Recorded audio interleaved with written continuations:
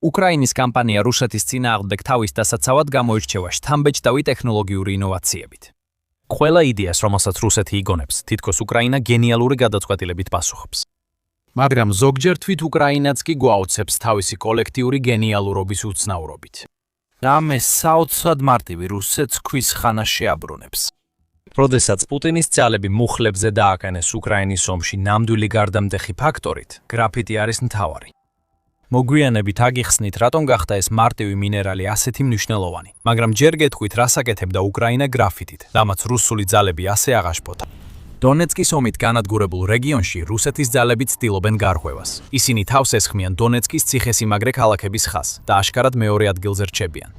მარტის თვეში მარტო რუსეთმა დაკარგა 25,000-ზე მეტი ჯარისკაცი, მათგან ბევრი დონეცკში. ყველაფერი იმიტომ, რომ პუტინი ართმობს თავის შეშლილ სურვილს დაიკავოს ეს სასიკვდილო ტერიტორია.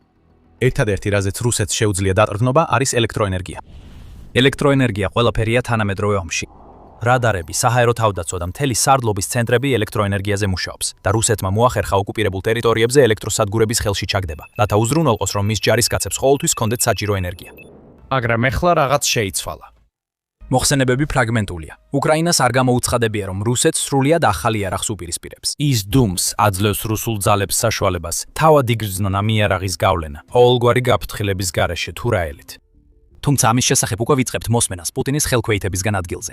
უკრაინა კრეს ბომბებს დონეცკზე, თუმცა ეს ბომბები არ ფეთქდება ცეცხლოვან ძვინვარებაში, რომელიც ჯარისკაცებს თანთქავს და სამიზნეებს ანადგურებს. ისინი ცაში რაღაც სხვა ნივთიერებას უშვებენ.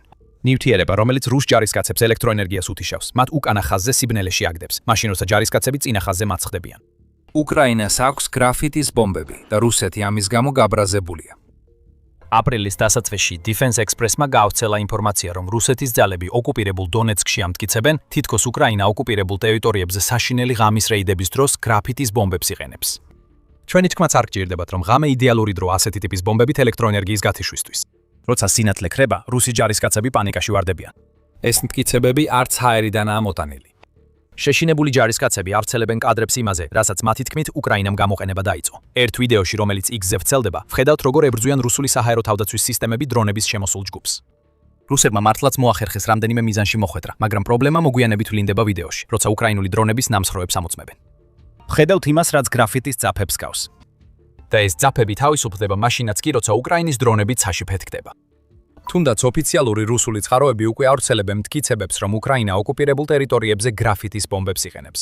TASS-მა, რომელიც რუსეთის ერთ-ერთი წამყვანი საინფორმაციო სააგენტოა, 6 აპრილს დაწერა, რომ უკრაინამ წინადრეს ოკუპირებულ დონეცკში ენერგოობიექტებზე გრაფიტის ბომბები გამოიყენა. გამოცემის მტკიცებით, ეს ბომბები ჰაერში ფეთქება და წვრილ გრაფიტის ძაფებს აფრქვევს. ანგარიშში, რომელიც სავარაუდოდ დაკავშირებულია იმ ვიდეო მასალასთან, რომელიც ადრე ვახსენეთ, TASS-ი განმარტავს, რომ რუსეთის საჰაერო თავდაცვის სისტემამ თითქოს და უკრაინის 6 დრონი ჩამოაგდო და კიდევ 10 შეაჩერა. მაგრამ სამმა დრონმა მაინც შეძლო შეხწევა და მათ საბრძოლო მასალა ენერგოობიექტებზე ჩამოაგდეს. დაიმახსოვრეთ, რომ გადაჭერების შესახებ ცნობებს სიფრთხილით უნდა მიუდგეთ. ბოლოს და ბოლოს ეს რუსული საინფორმაციო სააგენტოა. მაინც TASS-ი გვაძლევს მცირე წარმოდგენას იმის შესახებ, თუ როგორ მუშაობს უკრაინის ახალი ბომბები. დამატებითი ვარაუდები მოდის Defense Express-იდან. ის აღნიშნავს, რომ გრაფიტის ბომბები როგორც კონცეფცია ახალი არ არის. დარჩით ჩვენთან, რადგან მალე უფრო დეტალურად განვიხილავთ ამას. უკრაინის ინოვაცია როგორც ჩანს, იმაში მდგომარეობს, თუ როგორ აწვდის გრაფიტს რუსეთის თავდაცვას. ტრადიციული გრაფიტის ბომბი როგორც წესი არის კლასტერის ტიპის საბრძოლო მასალა, რომელიც რამდენიმე ათეულ ქვებომბს შეიცავს. თითოეული ამ ქვებომბიდან სავსეა გრაფიტის ძაფებით, რომლებიც ფართო ტერიტორიაზე იფანტება მაშინ, როცა ბომბი ფეთქდება და ქვებომბები იფანტება. მარტივია. ბომბს საჰაერო პლატფორმიდან უშვებენ, ფეთქდება და გრაფიტი წვიმასავით წვივა. უკრაინის გამოწვევა ისაა, რომ არ სურს საფრთხეში ჩააგდოს თავისი შეზღუდული რაოდენობის გამანადგურებლები და ბომბდამშენები, რათა ტრადიციული გრაფიტის ბომბები ისროლოს ოკუპირებულ ტერიტორიებზე. ამიტომაც მან ახალი გზა მოიფიქრა, რომ გრაფიტი რუსების ზურგში შეაგდოს. უკრაინა გზავნის საშუალო რადიუსის დრონებს, ყველაზე მეტად სავარაუდოა FP1 ან FP2 მოდელებს, რომლებიც აღჭურვილია ჩვეულებრივი საბრძოლო თავებით, შიგნით კი გრაფიტის ძაფებია მოთავსებული. როგორც Defense Express არნიშნავს, ეს იმას ნიშნავს, რომ გავრცელების არეალი ისეთი დიდი არ არის, როგორც კლასტერული ბომბის შემთხვევაში, მაგრამ ამავდროულად ეს რისკსაც ამცირებს. თუ საბრძოლო თავის აფეთქებაა ის, რაც გრაფიტის ციდან ჩამოვარდნას იწვევს, მაშინ რუსეთი უსაფრთხოდ ვერ იქნება, თუნდაც მისი საჰაერო თავდაცვა მუშაობდეს. უკრაინის დრონებმა შეიძლება მიზანს ვერ მოარტყან, მაგრამ მათი გრაფიტი მაინც ჩამოარდება და შეიძლება მოულოდნელ ადგილებში მეტი პრობლემა გამოიწვიოს. როგორც ხშირად გვინახავს უკრაინისგან, ეს უკვე არსებული კონცეფციის ინოვაციური გადახვევა. რუსეთს ამისთვის რეალური პასუხი არ აქვს. რაც უკრაინამ აქ შექმნა, ეს არის ერთგვარი კოზირი, რომელიც შეიძლება გადამწყვეტი აღმოჩნდეს დონეცკისთვის ბრძოლაში. იარაღი, რომელსაც შეუძლია რუსული ძალების ენერგიის გათიშვა გენიალური პატარა ხრიკით, რაც აჩვენებს თუ როგორ იბრძვის უკრაინა გონივრული მიდგომით და ერთი თვალით მომავლისკენ იკურება, სადაც პუტინის ჯარები სამუდამოდ გააძევა უკრაინიდან. უკრაინა ამ ყველაფერს საჯაროდ არ აცხადებს. ის თავის ახალ ბომბებს აძლევს საშუალებას, თავად ილაპარაკონ. რასაც აქ ხედავთ, არის უბრალო მინერალის ბრწყინვალე გამოყენება, რომელიც პუტინის ჯაჯარებს ქვის ხანაში აბრუნებს. მაგრამ რატომ არ არის გრაფიტის ბომბები ასაფეთქებელი? საქმე ელექტროენერგიას ეხება და იმას, როგორ უნდა უკრაინა მის რუსეთს წაართვას და ამავდროულად უზრუნველყოს უკრაინის მომავალი. იმის გასაგებად თუ როგორ ხდება ეს, სწრაფად უნდა გადავხედოთ, როგორ მუშაობს გრაფიტის ბომბი. ეს ბომბები არ არის შექმნილი იმისთვის, რასაც ჩვეულებრივ ბომბის განელით. ისინი არ ანადგურებენ ასაფრენ ბილიკებს და არ ანგრევენ გამაგრებულ სამიზნეებს. გრაფიტის ბომბში მოთავსებულია ათასობით მიკროსკოპული ძაფი იმ მასალისა, რომელმაც ბომბს სახელი მისცა. ამ ძაფებიდან თითოეული თითქმის შეუძლებელია დამოუკიდებლად დაინახო, მაგრამ ისინი სამიზნეზე ცვრილი მტვერივით დაეშვება. ახლა რა პრობლემაა რუსეთისთვის? გრაფიტი გამტარი მასალაა. როდესაც გრაფიტის ბომბის მიერ გამოშვებული ცვრილი ბოჭკოები დაეშვება ნებისმიერ რამეზე, რაც აწარმოებს ან საჭიროებს ელექტროენერგიას, ეს გამტარობა ძალიან მნიშვნელოვანია. მოკლე ჩართვები პრობლემად იქცევა. გამავალი ელექტროენერგია გრაფიტის ბოჭკოებისკენ იზიდება, რაც გადახურების პრობლემებს იწვევს. დაცვითი მექანიზმები აქტიურდება. მთელი სისტემები ითიშება, რადგან გრაფიტი მოქმედებს როგორც ჩამთველი, რომელიც ახლახან გადართეს ელექტროენერგიის გასათიშად. ერთი ბოჭკო საკმარისი არ არის ამის გასაკეთებლად, მაგრამ როცა ათასობით ბოჭკო ერთსა და იმავე სამიზნეზე ეცემა, ეს ბოჭკოები მასობრივად აორთქლდება ელექტრული დენების გავლენით, რაც ქმნის იონიზებულ არხებს, რომლებშიც კიდე უფრო მეტი დენი მიედინება. იწყება ჯაჭვური რეაქცია და რუსეთს არაფრის გაკეთება არ შეუძლია მის შესაჩერებლად, სანამ ელექტროენერგია გაითიშება იმ ობიექტში, რომელსაც უკრაინა მიაყენა დარტყმა. უკრაინას ხელთ აქვს ელექტროენერგიის გამთიშავი ბომბები, რომლებსაც შეუძლია გამოიყენოს ოკუპირებულ ტერიტორიებზე იმავე ტიპის დრონებით, რომლებიც ასევე ასაფეთქებელ საბრძოლო თავაკებს აგზავნიან დონეცკში. თუ Defense Express დაუჯერებთ, უკრაინის მიერ წარმოებული FP1 და FP2 დრონები ახლა უფრო საშიშია ვიდრე ოდესმე. და თუ რუსეთს უსგაიგოს რამდენად ეფექტურია უკრაინის გრაფიტის ბომბები, მხოლოდ წარსულს უნდა გადახედოს. უკვე გითხარით, რომ გრაფიტის ბომბი ახალი კონცეფცია არ არის. აშშ-სა და ნატოს ისინი ადრე უკვე გამოუყენებიათ. სპარსეთის ყურის ომის დროს 1990-იან წლებში აშშ-ს საზღვაო ძალებს ჰქონდათ საბრძოლო ქობინი, რომელიც ტომაჰაუკის ფრთოსანი რაკეტებით ირანში გამოიყენეს. ის რაკეტები ცოტა განსხვავებულად მუშაობდა ვიდრე გრაფიტის ბომბები, რომლებსაც გავრცელებული ინფორმაციით დღეს უკრაინა იყენებს. მიკროსკოპული გრაფიტის ბოჭკოების დატრის ნაცვლად ისინი ნახშირბადის ბოჭკოს რულონებს ხსნიდნენ, რათა ერახში ელექტრონულ მოწყობილობებში მოკლე ჩართვა გამოეწვიათ. თითქმის 10 წლის შემდეგ ნატო გრაფიტის ბომბის ვერსიას იყენებდა ყოფილი იუგოსლავიის წინააღმდეგ. ბელგრადში, რომელიც ახლა სერბეთის დედაქალაქია, ნატომ დაიწყო მედიის მიერ რბილ ბომბებად წოდებული ბომბების დაღრა. ეს იყო გრაფიტის ბომბები, ძალიან გავს იმას, რასაც ახლა უკრაინა იყენებს და მათ გამო ბელგრადში პირველი დიდი ელექტროენერგიის გაის გათიშვა მოხდა, რომელმაც მშვიდობიანი მოსახლეობა დააზარალა ნატოსა და იუგოსლავიის ომის დროს. დრო გადის და ახლა მხოლოდ უკრაინა არ იყენებს გრაფიტის ბომბებს მტრის წინააღმდეგ. უკრაინას შეიძლება შთააგონა ცნობებმა, რომ აშშ და ისრაელიც ანალოგიურად მოქმედებენ ირანში სამიზნეების წინააღმდეგ.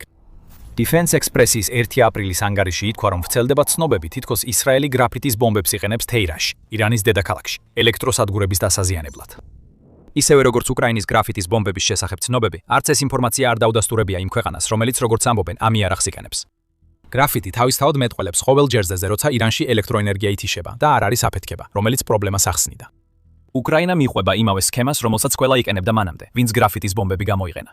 ისინი ამას საჯაროდ არ აცხადებენ. უკრაინა სურს რუსეთი დააბნიოს იმაზე, ატარებენ თუ არა მისი ბოლო დრონები, რომლებიც ოკუპირებულ ტერიტორიებზე იგზავნება, გრაფიტს თუ ასაფეთქებელს. რაც შეეხება რუსეთს, ის ვერაფერს აკეთებს იმისთვის, რომ თავი დაიცვას იმისგან, რაც უკრაინამ გაუგზავნა. თუნდაც საჰაერო თავდაცვის წარმატებულმა გასროლებმა უბრალოდ გრაფიტი გაავრცელოს და სად იქნება ეს საჰაერო თავდაცვა? იმ ადგილებში, რომლებიც რუსეთს მნიშვნელოვნად მიაჩნია. ეს ნიშნავს, რომ ყოველთვის იქნება მეტი ელექტრომოწყობილობა, რომელსაც შეიძლება დაარტყას, თუნდაც უკრაინის გრაფიტის ბომბებმა მიზანში არ მოარტყან. მაგრამ უკრაინის ახალ იარაღებში კიდევ ერთი ბრწყინვალე ფენა არსებობს. გრაფიტის ბომბები მხოლოდ რუსეთის ძალებისთვის შუქის გამორთვას არ ემსახურება. ისინი ძალიან კონკრეტული მიზეზით გამოიყენება. ეს ყველაფერს ცვლის. სხვათა შორის თქვენ უყურებთ The Military Shows. თუ ჯერ არ გამოიწერეთ, ეხლა იდეალური დროა დააჭიროთ ხილაკს, რომ არ გამოგჩეთ ჩვენი უახლესი ვიდეოები. ზედაპირულ დონეზე უკრაინის გრაფიტის ბომბები მიზნად ისახავს რუსეთის ზურგში ელექტროენერგიის გათიშვას. მაგრამ თუ ამაზე უფრო ღრმად დავფიქრდებით, დავინახოთ ნამდვილ გენიალურობას იმაში, რასაც უკრაინა აკეთებს. გაიხსენეთ ყველა სხვა მაგალითი გრაფიტის ბომბების გამოყენებისა, რომელზეც უკვე ვისაუბრეთ. ყველა ამ შემთხვევაში ბომბებს ერთი ქვეყანა იყენებს მეორე ქვეყნის ტერიტორიაზე. უკრაინის მდგომარეობა განსხვავებულია. ის იყენებს გრაფიტის ბომბებს საკუთარ ოკუპირებულ ტერიტორიაზე, იმ ენერგოობიექტებზე, რომლებიც თვითონ უკრაინამ ააშენა წლების წინ. აქ იმალება უკრაინის სტრატეგიის გენიალურობა. უკრაინას არ უნდა რომ რუსეთმა ისარგებლოს უკრაინის ენერგოინფრასტრუქტურით. თუმცა უკრაინას ასევე არ უნდა ეს ინფრასტრუქტურა მთლიანად გაანადგუროს, რადგან ეს ნიშნავს, რომ მეტი ფული დასჭირდება ამ ინფრასტრუქტურის აღდგენას, როცა უკრაინა საბოლოოდ გააძევებს რუსეთს თავისი ტერიტორიიდან. აი სწორედ აქ ხდება გრაფიტის ბომბები იდეალური იარაღად. უკრაინა ამ ბომბებს გამოიყენებს ელექტროენერგიის გასათიშად ისე, რომ არ მიატენებს გრძელვადიან მასშტაბურ ზიანს იმ ენერგოობიექტებს, რომლებიც თავად უკრაინამ ააშენა დონეცკში. რუსეთს მაინც უწევს სარემონტო სამუშაოების ჩატარება. გათიშული სისტემების ჩართვას დრო სჭირდება და გრაფიტმა შეიძლება დაწვას მცირე კომპონენტები, რომლებიც აუცილებელია ელექტროსისტემების მუშაობისთვის. მაგრამ ელექტროსადგურები კვლავ დგას. ეს ის არ არის, რასაც უკრაინა აქამდე გარანტიას აძლევდა. მხოლოდ 2025 წლის ნოემბერში როიტერსმა გაავრცელა ინფორმაცია უკრაინული დრონების მიერ დონეცკის ელექტროსადგურებზე შეტევის შესახებ, რამაც დიდი ზიანი გამოიწვია. ახლა ამ ელექტროსადგურების გათიშვა შესაძლებელია აფეთქებების გარეშე. უკრაინა მომავალზე ფიქრით იბრძვის და სიმბოლურ დონეზე ეს რუსეთს გაანადგურებს. პუტინმა ძალიან ნათლად დააფიქსირა, რომ მისი აზრით უკრაინა არ უნდა არსებობდეს. უკრაინა არასოდეს ყოფილა სუვერენული ქვეყანა რუსეთის პრეზიდენტის თვალში. ის ოდესღაც რუსეთის ნაწილი იყო. ის ყოველთვის რუსეთის ნაწილი იყო, სუვერენული სტატუსის მიღების შემდეგ. და თუ პუტინის ნება იქნება, უკრაინა იძულებული გახდება კვლავ რუსეთის ნაწილი გახდეს. ამიტომ პუტინისთვის საშინელია იმის ნახვა, რომ უკრაინა არა მხოლოდ ასე მძაფრად იბრძვის თავისი ტერიტორიის თითოეული ნაგლეჯისთვის, არამედ იყენებს იარაღს, რომელიც ინარჩუნებს იმ ინფრასტრუქტურას, რომელიც რუსეთმა დაიკავა. ეს აჩვენებს მას, რომ უკრაინის სული არ გატეხილა და ქვეყანა მომავალს უყურებს, სადაც რუსეთი აღარ იქნება პრობლემა, რომელსაც მასთან გამკლავება მოუწევს.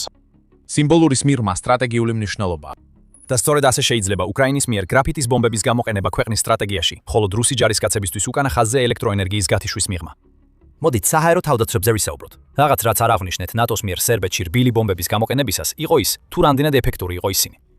The Guardian-ში 1999 წლის მაისში გამოქვეყნებულმა ანგარიშმა აჩვენა, რომ ნატომ მოახერხა სერბეთის 70%-ისათვის ელექტროენერგიის მყისიერი გათიშვა, რითაც გამოიხვდა მრავალი სამხედრო კომპიუტერი, საკომუნიკაციო სისტემა და რადარი, რომლებიც იუგოსლავიისთვის ნატოს ინტერვენციის წინააღმდეგ თავდაცვის მიზნით იყო დაყენებული.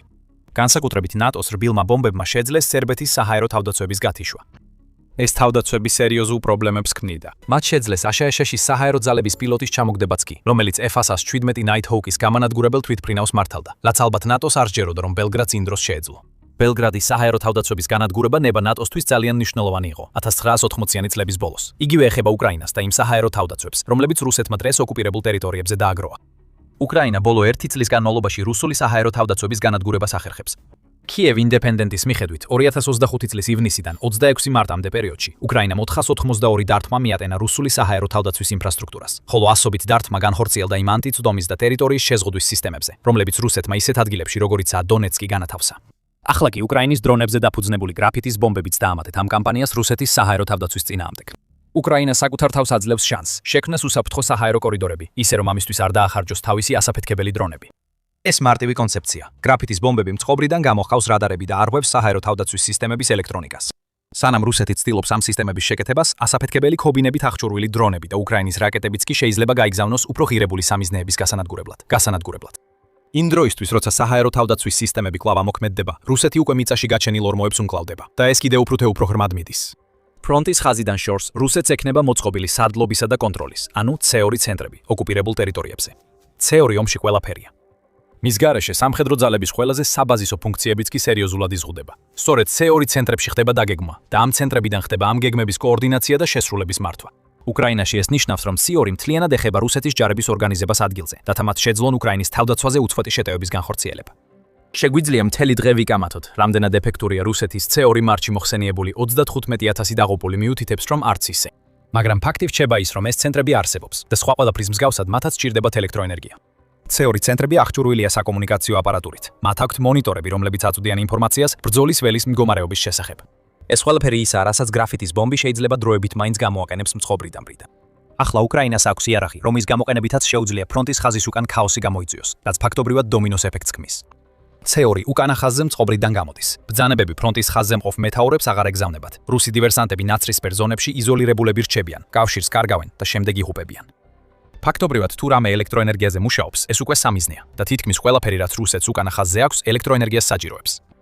უკრაინის მიერ ელექტროენერგიის გათიშვა რუსეთს აიძულებს ძველ და ბევრად უფრო ნელ კომუნიკაციის მეთოდებზე გადავიდეს. იქ, სადაც უკრაინა დაარტყამს, კალამი და ქაღალდი ნორმად იქცევა. თუ პუტინი მოძველებულ გამოფიტვის სტრატეგიებს გამოიყენებს, რომლებიც მის არმიას უფრო მეტად აზიანებს ვიდრე უკრაინისას, გრაფიტის ბომბები უკრაინას საშუალებას მისცემს კიდევ უფრო გაამწვაოს სიტუაცია და რუსეთის ჯარისკაცები იმ ეპოქაში დააბრუნოს, როცა ელექტრონული კომუნიკაცია არ არსებობდა. და კიდევ ერთი რამა. ადრე გითხარით, რომ Defense Express ფიქრობს, უკრაინა თავის FP1 და FP2 დრონებში გრაფიტს ტვირთავს. ახალ წარმოიდგინეთ, რომ უკრაინა იგივეს აკეთებს. უბრალოდ გრაფიტს ათავსებს შორ მანძილზე მოქმედ დრონში, მაგალითად FP5 Flamingo-ში. ამ დრონს დაახლოებით 3000 კილომეტრის, ანუ 1860 მილის სიშორე აქვს, რაც ნიშნავს, რომ მას შეუძლია რუსეთის შიგნით თითქმის ნებისმიერ სტრატეგიულად მნიშვნელოვან ობიექტს დაარტყას. რა მოხდება თუ ფლამინგოები რუსეთის ელექტროსადგურებისკენ გაფრინდებიან? გრაფიტი შეიძლება მთელ სამშობლოზე ჩამოიყაროს, რაც გამოიწვევს ინდუსტრიული ობიექტების, ქიმიური ქარხნების და სამოქალაქო ენერგოინფრასტრუქტურის გათიშტურის გათიშვას. არც ერთი ზიანი მუდმივი არ იქნება, არც არის საჭირო. გრაფიტი შეიძლება გახდეს ახალი გზა უკრაინისთვის, რომ მუდმივად შეახსენოს პუტინის ხალხს, რომ მათმა ლიდერმა ომი წამოიწყო, რომელიც მათ კართანვე შეიძლება დაბრუნდეს. გვაინტერესებს, რამდენ მასიურ გათიშვას მოსკოვსა და სანქტ-პეტერბურგში აიტანს რუსეთის ელიტა, სანამ რამე სიტყვის რუსეთზე ჩამოწოლილ გრაფიტზე. ერთი რამ კი ნამდვილად ნათელია. თუ უკრაინა გადაწყვეტს სრულად გამოიყენოს გრაფიტის ბომბები, მას არანაირი პრობლემა არ ექნება ამ ბომბებში გამოყენებული ყველაზე მნიშვნელოვანი მასალის მოპოვებაში. უკრაინაში ბევრი გრაფიტია. სტოლკე რომ New Voice of Ukraine აღნიშნავს, რომ 2022-დან 2024 წლამდე უკრაინა გრაფიტის მეოთხე უმსხვილესი მწარმოებელი იყო. მიუხედავად იმისა, რომ რუსეთის შეჭრამ უკრაინის მთავარი გრაფიტის მაღაროს დროებითი დახურვა გამოიწვია. ამავე ცხაროს მიხედვით, უკრაინაში გრაფიტის მარაგი დაახლოებით 17.9 მილიონ ტონას შეადგენს. რა თქმა უნდა, ამ გრაფიტის მთელი რაოდენობა ხელმისაწვდომი არ იქნება. ნაწილი ოკუპირებულ ტერიტორიებზეა და ყველა მარაგი ხელმისაწვდომი არ არის, მაგრამ მაინც უკრაინას გრაფიტი აქვს. მრავალი. ის, რასაც რუსეთი დონეცკში აცხადებს, შესაძლოა მხოლოდ საცდელი ეტაპი იყოს, ბევრად უფრო მასშტაბური კამპანიისთვის, ოპერაციისთვის, რომელმაც შეიძლება არა მხოლოდ ოკუპირებული ტერიტორიები, არამედ რუსეთის ის რეგიონებიც მოიცვას, რომლებიც პუტინმა უკრაინის თავდასხმებისგან დაიცვა. ჩიტ-კოდი გაიხსნა. შესაძლოა გრაფიტის ქარიშხალი მოდის. რუსეთი და მისი სამხედრო ძალა შეიძლება მუხლებზე დაიტენოს იარაღმა, რომელიც საშიშია მაშინაც კი როცა ციდან ჩამოაგდებენ. ჩიტ-კოდებზე საუბრისას რუსეთი ფიქრობს, რომ უკრაინა თაღლითობს თავისი ბოლო შორ მანძილზე განხორციელებული დართმებით რუსეთის ტერიტორიაზე. ნავთობ გადამამუშავებელი ქარხნები იწვის, კრიტიკული ნავთობის ინფრასტრუქტურა განადგურებულია და რუსეთის საჰაერო თავდაცვა ვერ მუშაობს. როგორ ახერხებს ამას უკრაინა? ნახეთ ჩვენი ვიდეო, რომ გაიგოთ პასუხი. თუ მოგეწონათ ეს ვიდეო, არ დაგავიწყდეთ გამოიწეროთ The Military Show, რომ მიიღოთ მეტი ინფორმაცია უკრაინის მიერ პუტინის ძალების წინააღმდეგ ოკუპირებულ ტერიტორიებზე გამოყენებულ უახლეს იარაღებზე. მადლობა ყურებისთვის.